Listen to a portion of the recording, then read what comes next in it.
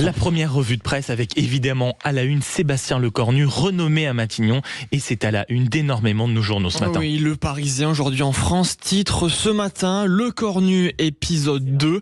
Macron rappelle Lecornu, la crise politique continue, peut-on lire dans Le Figaro.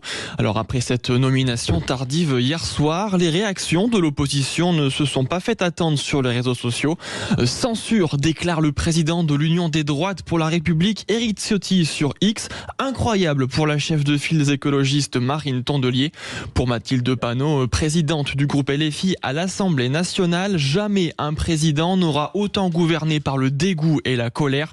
Macron repousse misérablement l'inévitable, son départ. Sébastien Lecornu, lui, a tout de suite laissé un petit message sur X après sa nomination.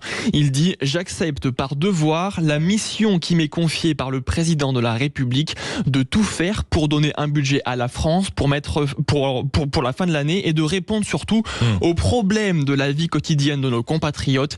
Il faut mettre un terme à cette crise politique qui exaspère les Français et à cette instabilité mauvaise pour l'image de la France et ses intérêts.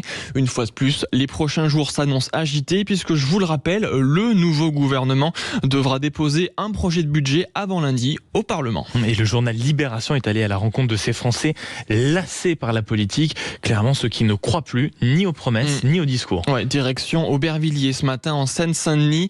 Ryan, 18 ans, et Birama, 19 ans, ne se reconnaissent plus dans le monde politique actuel.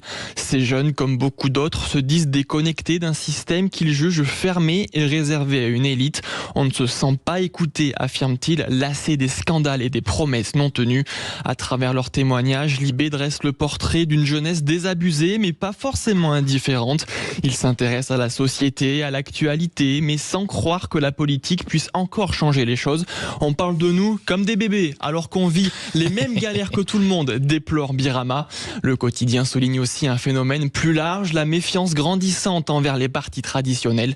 Mais malgré tout, une tonne d'espoir persiste. Ces jeunes espèrent un renouvellement, une nouvelle manière de faire de la politique, plus sincère et surtout plus proche du réel. Et pour conclure cette revue de presse nationale, c'est un papier sidérant, mais sidérant à lire aujourd'hui dans Le Figaro. Entre inquiétude et lassitude, le monde économique observe avec stupeur la scène politique nationale. Et c'est précisément Le Figaro, les fameuses pages Chaumont, côté économie, qui donne aujourd'hui la parole aux grands patrons, désemparés face à ce qu'ils appellent le chaos politique français. Dans les colonnes du journal, les chefs d'entreprise n'y vont pas par quatre chemins. Pour eux, le pays est plongé dans une crise institutionnelle et politique sans précédent. Human Bomb est à l'Elysée, lâche même l'un d'eux, une formule choc pour dire l'ampleur du désarroi. La France, mesdames et messieurs, 7e puissance économique du monde, n'a jamais été autant au bord du gouffre. Les dirigeants économiques s'inquiètent d'une France ingouvernable. Les chefs d'entreprise sont en colère et vont finir par préférer une dissolution plutôt qu'un compromis politique qui se ferait sur leur dos, explique Amir Reza Tofighi, le président de la CPME. Avec le spectacle qu'elle donne, la France détourne les flux des investisseurs plus attirés vers l'Allemagne et l'Italie, constate désemparé le PDG d'un géant industriel qui souhaite rester anonyme. Julien Volpré, lui patron du cabinet d'influence Tadeo, s'inquiète de l'arrivée prochaine d'un gouvernement de droite autoritaire comme celui de Giorgia Meloni en Italie. La parole des grands patrons, évidemment très inquiets par le contexte. C'était la revue de presse à 8h08, signée Théo Ampie.